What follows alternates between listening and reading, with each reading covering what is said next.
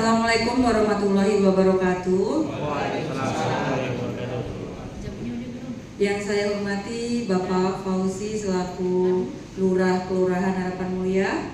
Yang saya hormati Ibu Sekel Kelurahan Harapan Mulia. Yang saya hormati Ibu Karti selaku Kasih Kesra Kelurahan Harapan Mulia. Yang saya hormati Ibu Kiki selaku Kasih Pem Kelurahan Harapan Mulia. Yang saya hormati Bapak Wahyu selaku pengurus barang, dan Bapak Ibu semua yang hadir di sini, saya ucapkan terima kasih yang sebanyak-banyaknya karena pada kesempatan ini bisa hadir dalam acara sosialisasi manajemen perencanaan pembangunan daerah.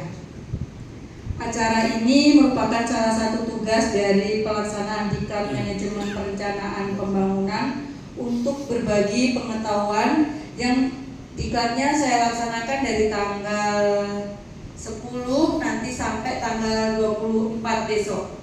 Saya berharap acara ini dapat memberikan manfaat dan pengetahuan baru bagi kita semua dalam pengelolaan perencanaan pembangunan daerah yang lebih efektif dan efisien. Saya mulai ini acara sosialisasi manajemen perencanaan pembangunan daerah di Kelurahan Harapan Mulia yang disusun oleh Fajar Trianesti Rawati. Berikut adalah dasar hukum pelaksanaan perencanaan pembangunan daerah, terus kerangka berpikir dalam RPJPN tahun 2025 sampai tahun 2045 dengan menggunakan strategi 8 17 45. Di sini 17 Agustus 1945 berdasarkan Pancasila, visi abadi Indonesia yaitu merdeka, bersatu, berdaulat, adil dan makmur, tapi dipengaruhi oleh dua faktor yaitu faktor internal dan faktor eksternal, di mana faktor internal meliputi modal dasar dan capaian pembangunan. Untuk faktor eksternalnya megatrend tahun 2045, geopolitik dan geoekonomi. Visi Indonesia Emas tahun 2025 sampai tahun 2045, 5 sasaran visi Indonesia yaitu dengan 8 misi, 17 arah pembangunan, 45 indikator utama pembangunan. Misi abadi bernegara yaitu melindungi segenap bangsa Indonesia dan seluruh tumpah darah Indonesia, memajukan kesejahteraan umum, mencerdaskan kehidupan bangsa, dan ikut melaksanakan ketertiban di dunia di atas perdamaian abadi dan keadilan sosial.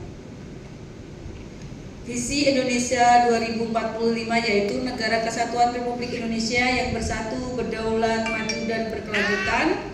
Di sini bersatu kekuatan berdasarkan Pancasila dan semangat Bhinneka Tunggal Ika, berdaulat, ketahanan, kesatuan, mandiri, aman dan tangguh, maju budaya, modern, tangguh, unggul, inovatif dan adil. Berkelanjutan di sini melestarikan keseimbangan antara pembangunan ekonomi, sosial dan lingkungan. Di sini ada misi dan arah tujuan pembangunan nasional. Misi pertama yaitu transformasi sosial, yang kedua transformasi ekonomi, yang ketiga transformasi tata kelola, yang keempat supremasi hukum, stabilitas dan kepemimpinan Indonesia, yang kelima yaitu ketahanan sosial, budaya dan ekologi, yang keenam yaitu mewujudkan pembangunan kewilayahan yang merata dan berkeadilan. Visi yang ketujuh yaitu mewujudkan sarana prasarana yang berkualitas, ramah lingkungan, yang kedelapan mewujudkan kesinambungan pembangunan. Sasaran visi Indonesia Emas tahun 2045 yaitu pendapatan per kapita setara negara maju. Yang kedua, kemiskinan menuju 0% dan ketimpangan berkurang. Yang ketiga, kepemimpinan dan pengaruh di dunia internasional meningkat.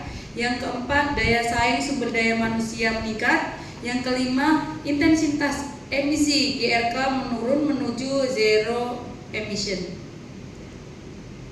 Terus untuk tahapan implementasi RPJP nasional tahun 2025 sampai 2045 ada 4 tahap, yaitu tahap pertama penguatan transformasi, tahap kedua akselerasi transformasi, tahap ketiga ekspansi global, tahap keempat yaitu perwujudan Indonesia Emas. pada tahun 2045.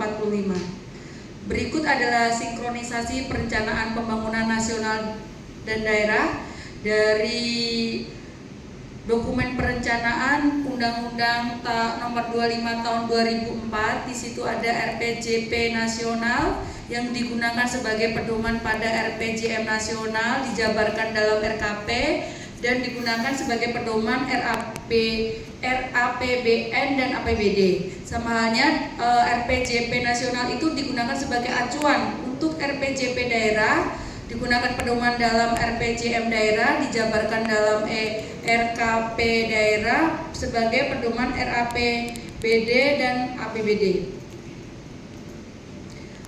Salah satu dasar hukum yang digunakan yaitu Inmendagri nomor 2 tahun 2025. Di dalamnya terkait penjelasan tahapan penyusunan, penjelasan tata cara, pembaharuan sistematika dan penjelasan substansi, jadwal dan timeline. Hal lain yang belum diatur dijelaskan di regulasi sebelumnya. Sebagai upaya menyelaraskan RPJMN tahun 2025 sampai tahun 2029 dengan RPJMD tahun 2025 sampai 2029 mencakup penyelarasan kinerja dan periodisasinya. Penyusunan RPJMD tahun 2025 sampai 2029 menekankan pendekatan manajemen strategi, logik model, berpikir sistem, dan sistem dinamik. Berikut adalah tahapan RPJPD dari persiapan, penyusunan rancangan awal, forum perangkat daerah, forum konsultasi publik, fasilitas ranwal, penyusunan rancangan, terus musrembang, penyusunan rancangan akhir, review APIP, sampai ke pembahasan Raperda RPJPD bersama DPRD, evaluasi Raperda dengan Kemendagri, dan penetapan Perda RPJPD. Konsideran isu strategis RPJPD DKI tahun 2025 sampai tahun 2045 yaitu permasalahan Jakarta, isu regional, isu nasional, isu global menjadi satu sebagai isu strategis. Di sini ada 9 isu strategis yaitu peningkatan kualitas sumber daya manusia berdaya saing global, pemerataan kesejahteraan manusia, peningkatan produktivitas ekonomi yang setara dengan kota global di negara maju, peningkatan daya saing pariwisata dan ekonomi, optimalisasi riset dalam mendukung penciptaan inovasi dan pengembangan bisnis, optimalisasi pergerakan manusia, barang dan informasi, penyelenggaraan tata kelola birokrasi dan pelayanan publik, perwujudan kota layak huni yang aman, nyaman dan berkelanjutan, penciptaan lingkungan perkotaan yang mandiri, adaptif dan tangguh terhadap perubahan iklim. Selanjutnya berikut teknis RPJMD tahun 2025 sampai 2029 dari isu strategis, masalah, lingkungan dinamis, potensi, visi, tujuan, sasaran, dan outcome-nya. Selanjutnya konsep kinerja RPJMD yaitu visi, misi, tujuan, dan sasaran, dikerjakan program prioritas, ditentukan target kinerja pencapaian tujuan sasaran, dan dievaluasi capaian kinerja tujuan atau sasarannya. Kinerja pembangunan daerah otonom yaitu kondisi awal berdasarkan aspek geografi dan demografi, kesejahteraan masyarakat, pelayanan umum, daya saing, dikerjakan dengan program pembangunan daerah, ditentukan target kinerja, dan dievaluasi capaian kinerja pembangunan daerah otonom. Kaitan perencanaan kinerja dengan dokumen perencanaan pembangunan yaitu penjenjangan kinerja sebagai indikator utama IKU. Jadi di sini nanti untuk sasaran kinerja pegawai, MPPH, dan rencana aksi. Selanjutnya tahapan dan jadwal penyusunan renja yaitu penyusunan rancangan awal renja, penyusunan rancangan renja, penyusunan rancangan akhir renja, penetapan pergub renja. Rancangan awal renja yaitu dengan penyusunan rensta, hasil evaluasi renja perangkat daerah tahun lalu dan tahun depan. Selanjutnya berikut adalah struktur organisasi dari Kota Administrasi Jakarta Pusat yang memiliki tugas membantu gubernur dalam menyelenggarakan urusan pemerintahan umum di wilayahnya, mengkoordinasikan pelaksanaan tugas perangkat di wilayahnya, dan membina kecamatan dan kelurahan, serta melaksanakan tugas lain yang diperintahkan oleh Gubernur.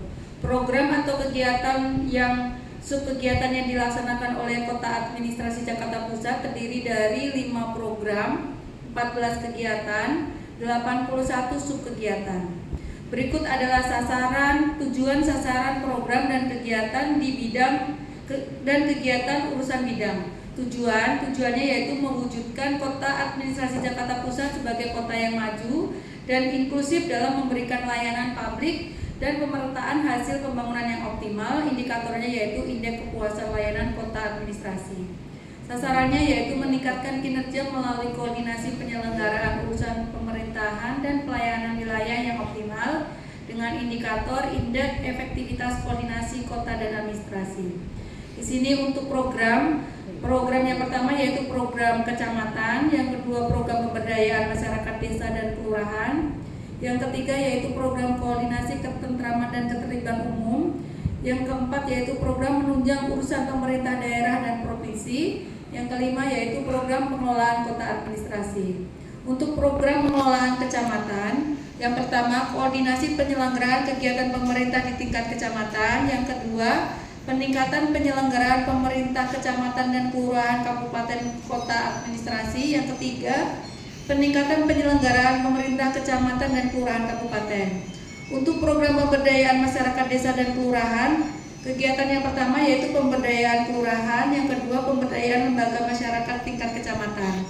Yang ketiga program ketentraman dan ketertiban umum, yaitu dengan upaya penyelenggaraan ketentraman dan ketertiban umum. Terus untuk program urusan pemerintah daerah provinsi, yang pertama yaitu administrasi keuangan perangkat daerah, administrasi barang milik daerah pada perangkat daerah, yang ketiga administrasi kepegawaian perangkat daerah, yang keempat jasa penunjang urusan pemerintah daerah, yang kelima administrasi umum perangkat daerah, yang keenam pengadaan barang milik daerah penunjang urusan pemerintah daerah, yang ketujuh yaitu pemeliharaan barang milik daerah dan penunjang urusan pemerintah daerah.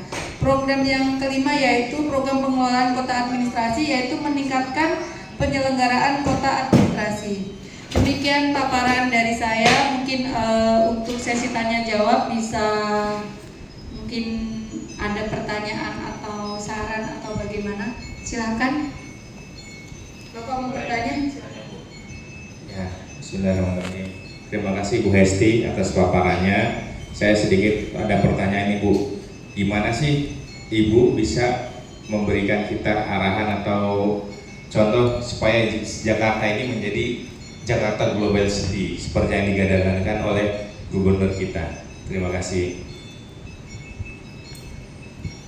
Baik, terima kasih atas pertanyaannya. Memang saat ini kita dari DKI Jakarta akan menjadi kota global, Jakarta kota global. Jadi untuk mencapai ke sana itu perlu peningkatan infrastruktur dari pembangunan MRT, dari transportasi kita dukung dari situ. Terus untuk pengembangan ekonomi, terus dengan peningkatan kualitas hidup, terus internasionalisasi, misalnya ada kegiatan-kegiatan internasional yang bisa kita selenggarakan di di Jakarta. Yang kelima yaitu kita dukung dengan inovasi dan teknologi dari AI, inovasi warga masyarakat kita kembangkan. Terus yang keenam dengan pengelolaan tata kelola. Tapi dari beberapa jalan untuk menuju Jakarta Global ini pasti ada kendala, dari kemacetan, polusi, kesenjangan sosial ekonomi, pengelolaan tata kelola, dan keterbatasan sumber daya.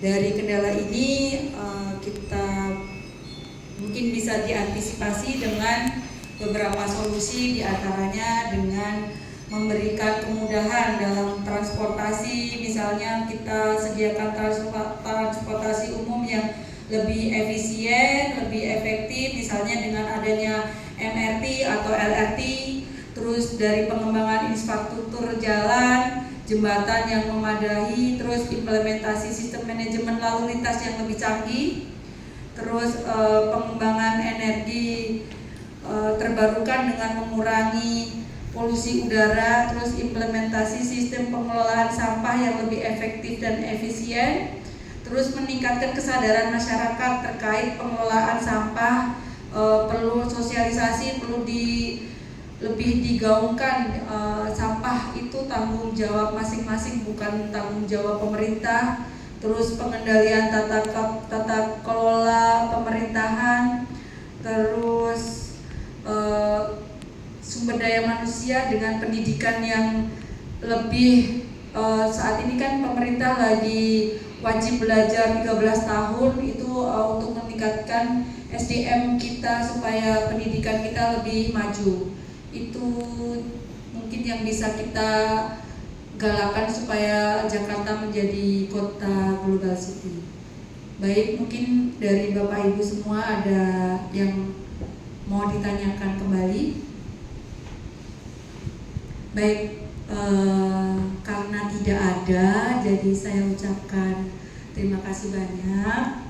Dari saya cukup ya, mungkin ini bisa menjadi bisa memberikan manfaat tambahan ilmu baru terkait pengelolaan perencanaan pembangunan daerah yang lebih efektif dan lebih efisien. Saya ucapkan terima kasih banyak. Assalamualaikum warahmatullahi wabarakatuh. Waalaikumsalam.